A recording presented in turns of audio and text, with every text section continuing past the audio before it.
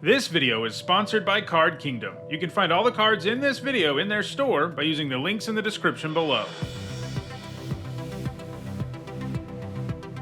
Hi everyone, I'm Hone, and today I'm continuing with my Murders at Karlov Manor set review. So far I've looked at all the multicolored, colorless, and white cards, and today we're continuing with blue. For each of these cards, I'll discuss how good I think they'll perform in Limited, that means drafted and sealed, and I'll punctuate each evaluation with a letter grade. If you're new to my set reviews and unsure of what my letter grades mean, you can find a guide in the description of this video.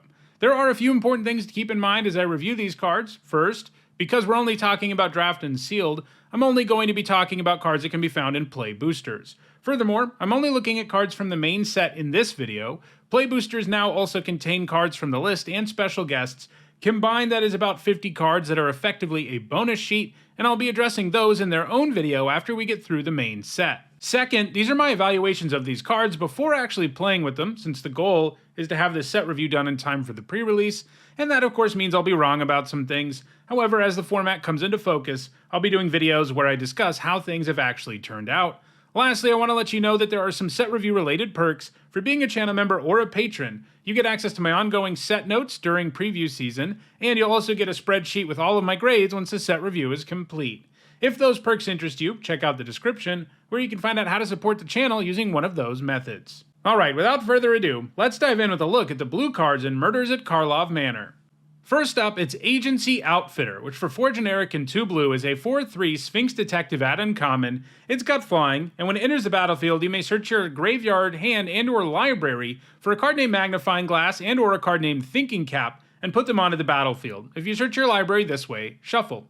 The flavor here is pretty cool, and this thing has a ceiling of grabbing you 2 cards out of your deck or graveyard and putting them onto the battlefield, which is pretty good. We should keep in mind that the 2 cards it gets you aren't great. For reference, I gave Magnifying Glass a D- and Thinking Cap a C- in the multicolored and colorless video. Obviously, they both get way better when you're putting them directly into play from your deck because you're not paying any mana for them. It's also nice that this checks graveyards if you've milled yourself and stuff like that, but we're still talking about a fairly inefficient creature. A 6 mana 4/3 flyer is not very good. The good news is, once the Thinking Cap is on the battlefield, you can pay 1 more mana to make it into a 5/5, which of course makes it far more durable. I basically think you have to have Thinking Cap in your deck to play Agency Outfitter. Magnifying Glass isn't nearly as crucial, but Thinking Cap makes it so the stat line isn't nearly as bad, and I think that requirement, coupled with the bad baseline, probably just makes this a C. Next up, it's Behind the Mask, which for 1 blue mana is a common instant. As an additional cost to cast this spell, you may collect evidence 6. Collecting evidence is a new graveyard mechanic in this format. As the reminder text tells you here, exile cards with total mana value 6 or greater from your graveyard. Until end of turn, target artifact or creature becomes an artifact creature with base power and toughness 4/3. If evidence was collected, it has base power and toughness 1/1 until end of turn instead. This type of card very rarely works out in Limited, and I think even at 1 mana, I'm not that interested. It's easy to look at this and see it as a trick with multiple modes, and that is what it is, but reducing a creature to 1/1, or growing a creature to 4/3, or turning a clue into a 4/3, those are all possibilities, but all of them are pretty situational. You need stat lines to line up just right, and if you're turning your 2/2 or something into a 4/3, it's really not worth it. Furthermore, shrinking an opposing creature to a 1/1 is only relevant or useful when your opponent attacks with the right creature that you actually want to remove. Basically, it's too situational to do something worthwhile consistently, and I'm giving it a D. Next up, it's Benthic Criminologist, which for 4 generic and a blue is a 4/5 Merfolk Wizard at common. When it enters the battlefield or attacks, you may sacrifice an artifact. If you do, draw a card. These are some medium stats, but giving up clues or other artifacts to draw cards is certainly worthwhile, and this can do it a couple of times in most cases, giving it a C. Next up, it's Bubble Smuggler, which for 1 generic and a blue is a 2/1 Octopus Fish at common. It's got Disguise for 5 generic and a blue. The reminder text says, you may cast this card face down for 3 generic as a 2/2 creature with Ward 2, turn it face up at any time for its Disguise cost. And as it's turned face up, you put 4 +1/+1 counters on it. I kind of like this. If you need to play a 2-drop, well, it is one, a pretty bad one, but one nonetheless.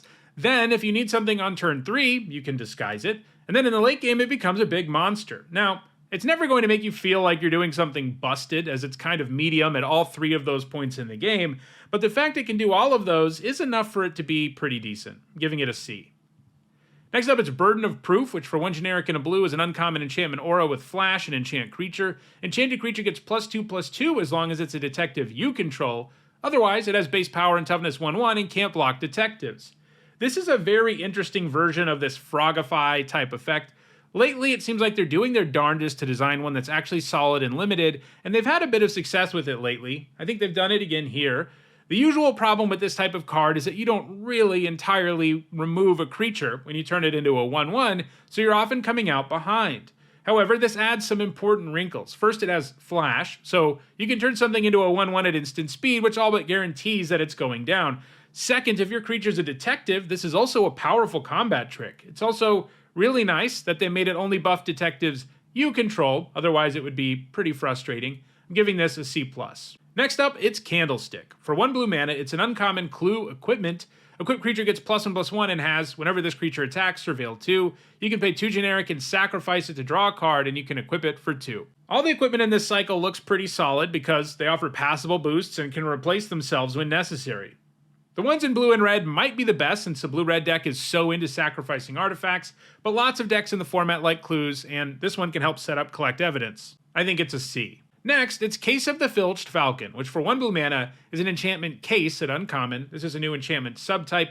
How that works will be explained as I read the card. When it enters the battlefield, you investigate. This means you make a clue token. To solve, you have to control 3 or more artifacts, and if it's unsolved, you solve at the beginning of your end step if you met that requirement. Then once it's solved, it gains a new ability. In this case, you can pay 2 generic and a blue and sacrifice it to put 4 +1/+1 counters on target non-creature artifact. It becomes a 0/0 bird creature with flying in addition to its other types. It's nice to get a clue up front, and if your deck has enough artifacts in it, you can definitely end up animating that clue or something else into a 4/4 flyer. Blue is adept enough at making clues and having other artifacts around that I don't think this needs a build around grade. I think it'll play like a C+ on average, and I can see it topping out around a B in a really synergistic deck. Next up, it's Case of the Ransacked Lab, which for 2 generic and a blue is a rare enchantment case. Instant sorcery spells you cast cost 1 less to cast. You solve this one if you cast 4 or more instant and sorcery spells this turn, and when this is solved, whenever you cast an instant or sorcery spell, you draw a card. If you don't solve this, it's a bad limited card, and you're not solving this in limited because you're virtually never casting 4 or more instant and sorcery spells in a turn. That means this is an F. Next up, it's Cold Case Cracker, which for 3 generic and a blue is a 3/3 spirit detective at common. It's got flying, and when it dies, you investigate. A 4 mana 3/3 flyer isn't quite as impressive as it used to be, but it's not a bad stat line, and this one replaces itself with a valuable clue, and it has a useful creature type, giving it a C+. Next up, it's Conspiracy Unraveler, which for 5 generic and 2 blue is a 6/6 Sphinx Detective at Mythic Rare. It's got flying, and you may collect evidence 10 rather than pay the cost for spells that you cast. So if you have a well-stocked graveyard the turn you cast this, things can get kind of spicy, since you could cast the Unraveler and then fire off a spell for free. Of course, as is usually the case for expensive cards that let you cast things from your hand for free or put things into play from your hand, by the time you get to 7 mana, you're not that likely to have that many more cards in hand, and if you don't have one the turn you play the Unraveler, you're just playing an expensive flyer. Unfortunately, I think that's going to be the most common outcome, so I think this is just a C. Next up, it's Coveted Falcon, which for 1 generic and 2 blue is a 1/4 artifact creature bird at rare. It's got flying. Whenever it attacks, gain control of target permanent you own but don't control. It has disguise for 1 generic and a blue, and when it's turned face up, target opponent gains control of any number of target permanents you control. Draw a card for each one they gain control of this way. This is a really cool design, and I think it's a pretty nice card overall. The most common play is going to be to turn it face up, give your opponent one of your permanents, and then attack with the Falcon to get it right back. That way you draw a card without any real downside. But the late game upside is interesting here, because by that stage, giving your opponent's lands often doesn't matter, and at that point you can draw a ton of cards. It'll also be sort of funny to give your opponents creatures that they've removed using auras and stuff like that, and in addition to all of that, a 3 mana 1/4 flyer is fine. Basically, it's solid in the early and mid game and kind of game-breaking late, giving it a B. Next up, it's Crime Stopper Sprite, which for 2 generic and a blue is a 2/2 fairy detective at common. When it enters the battlefield, you may collect evidence 6. It's got flying, and when it enters the battlefield, tap target creature. If evidence was collected, put a stun counter on it. A 3 mana 2/2 flyer isn't too bad, though Windrake isn't really the stat line it used to be. One that stuns something when it enters the battlefield all the time, though, is probably a B-. It's just a great tempo play to add to the board while getting a creature out of the way. This won't always stun stuff, and it isn't that likely to do it on turn 3. But I think it'll do it often enough to be a C+, and it's nice that you get this tap effect no matter what. Next up, it's Cryptic Coat, which for 2 generic and a blue is a rare artifact equipment. When it enters the battlefield, you cloak the top card of your library and attach Cryptic Coat to it. To cloak a card, put it onto the battlefield face down as a 2/2 creature with Ward 2. Turn it face up at any time for its mana cost if it's a creature card. Equipped creature gets +1/+0 and can't be blocked. And for 1 generic and a blue, you can return it to your hand. So this is an unblockable 3 mana 3/2 with all kinds of upside. Upside because it sticks around after that creature dies. Upside because it might actually grab you a creature you want to turn face up. And upside because it can bounce back to your hand and make a new body for itself even when you don't have any other creatures around. This looks really, really good to me. I think it's a bomb. I'm giving it an A. Next up, it's Curious Inquiry, which for 1 blue mana is an uncommon enchantment aura with enchant creature. Enchanted creature gets +1/+1 and has, whenever this creature deals combat damage to a player, investigate. Auras that cost 1 blue and give a creature +1/+1 and draw you a card when they hit your opponent have a pretty good track record in Limited. This is because it can allow you to ensure that you're going to get your card back right away, especially if you put it on an evasive creature. Getting a clue is worse than drawing cards straight up, even in a format that has extra synergy for clues. But this still looks like a pretty nice card, especially if you have cheap evasive creatures, giving it a C+. Next up, it's Deduce, which for 1 generic and a blue is a common instant. Draw a card, investigate.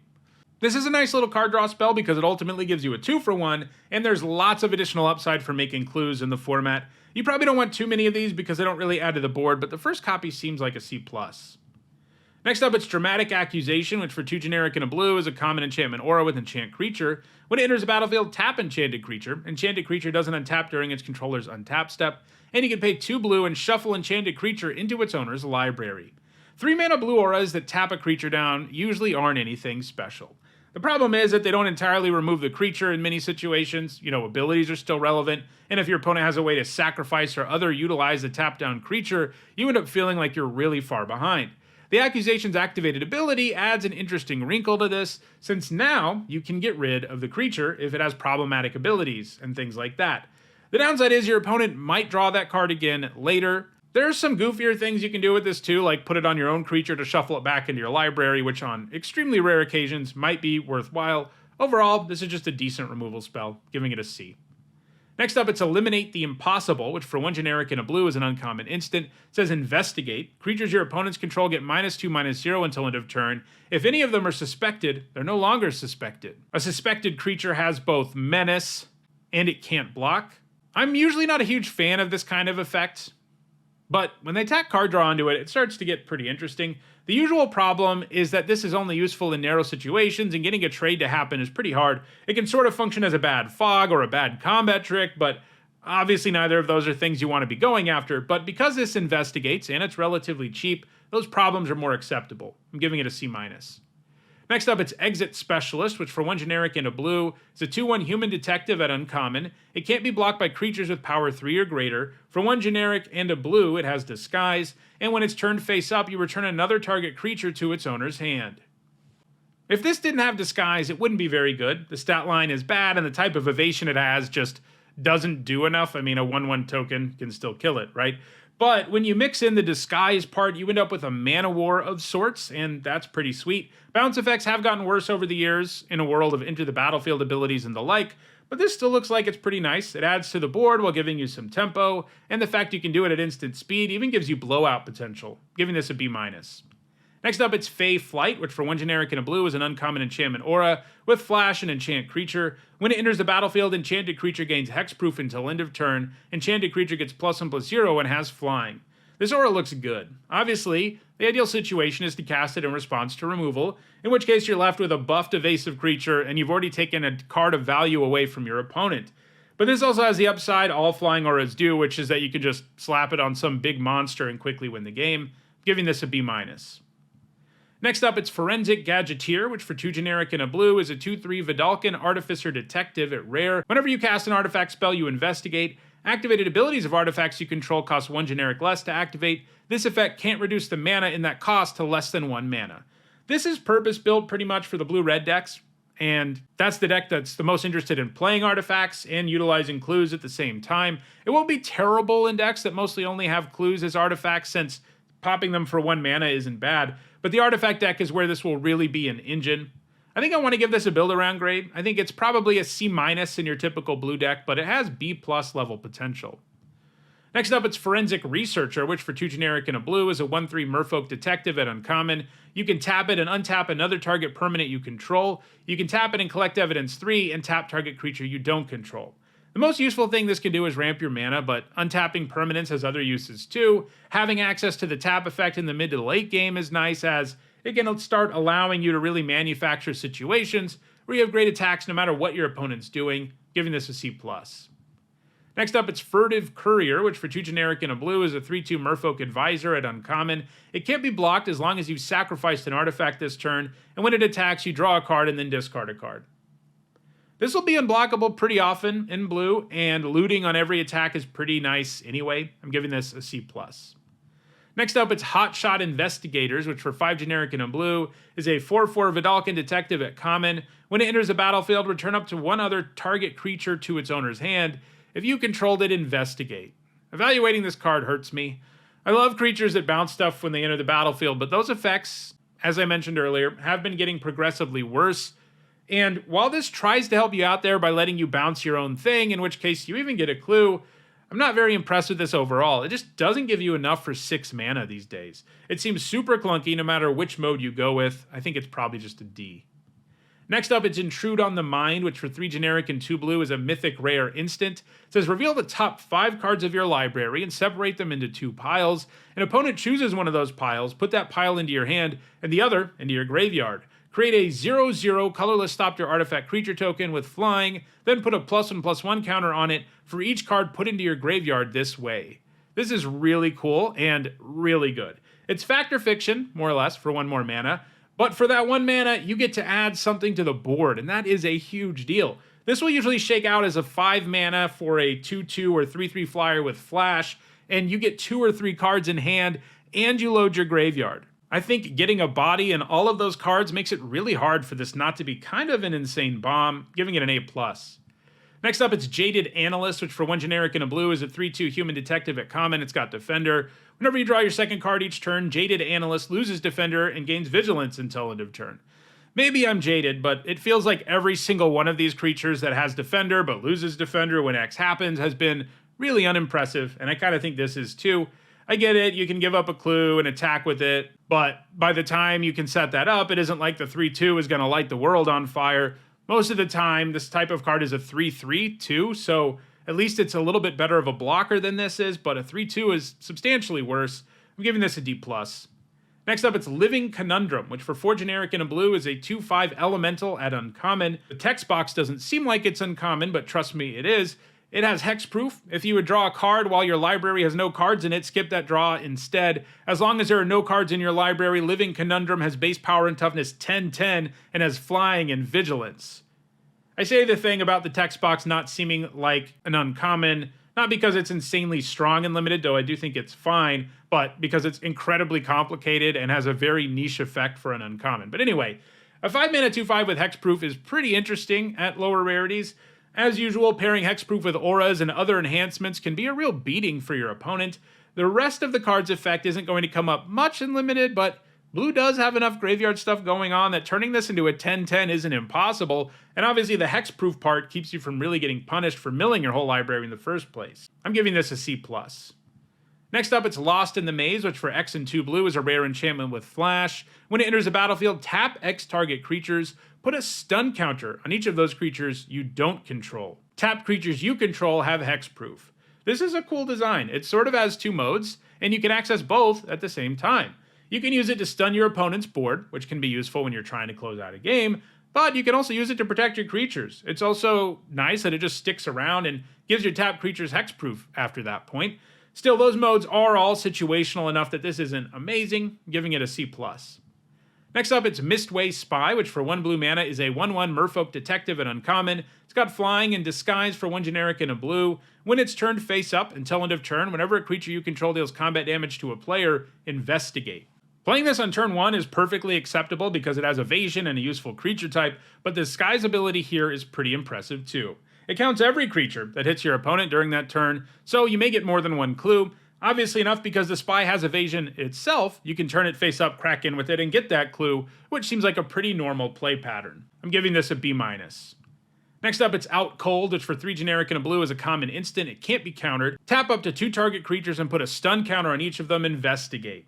I'm not always a huge fan of cards that just stun things, as it often doesn't feel like they do enough to be worth a card, except in the ideal situation. But because this gives you a clue, it gives you that card back. I still don't really think you want more than one, but this looks like a pretty good version of this effect. I'm giving it a C. Next up, it's Proft's Eidetic Memory, which for 1 generic and a blue is a rare legendary enchantment. When it enters a battlefield, you draw a card. You have no maximum hand size. At the beginning of combat on your turn, if you've drawn more than one card this turn, put X +1/+1 counters on target creature you control, where X is the number of cards you've drawn this turn -1. The fact that this draws a card up front is a big deal, especially because if you play it before combat on that turn, it amounts to being a 2-mana draw one that puts a +1/+1 counter on something, and that's a solid card. So if you could combine this with clues and other draw effects, it can really augment your board frequently. Still, getting that going is easier said than done, and I think a lot of the card's value comes from what it gives you on that first turn, but that's a nice baseline, and this card has way more upside than that. I'm giving it a B-. Next up, it's Projector Inspector, which for 2 generic and a blue is a 3/2 human detective at common. When it or another detective enters the battlefield under your control, and whenever detective you control is turned face up, you may draw a card. If you do, discard a card. A 3-mana 3/2 that loots when it enters the battlefield is fine, and looting with this more than once isn't impossible. I'm giving this a C. Next up, it's Reasonable Doubt, which for 1 generic and a blue is a common instant. Counter target spell unless its controller pays 2. Suspect up to 1 target creature. This can hit any type of spell, but your opponent can also ignore it with very little spare mana. As usual, that type of card is never amazing, although it can feel pretty nice in the early game. The suspect upside here is kind of funny, and while I think it makes the card slightly better, it's probably still just a C. Next up, it's Reenact the Crime, which for 1 generic and 3 blue is a rare instant. Exile target non-land card in a graveyard that was put there from anywhere this turn. Copy it. You may cast the copy without paying its mana cost. This type of spell that can only do something in a narrow window is a lot harder to pull off than it looks at first. This is because you have to have the mana up at the right time, or it's effectively a blank card. That's brutal, and a lot of the time to get something into your graveyard to begin with, you're going to have to spend mana.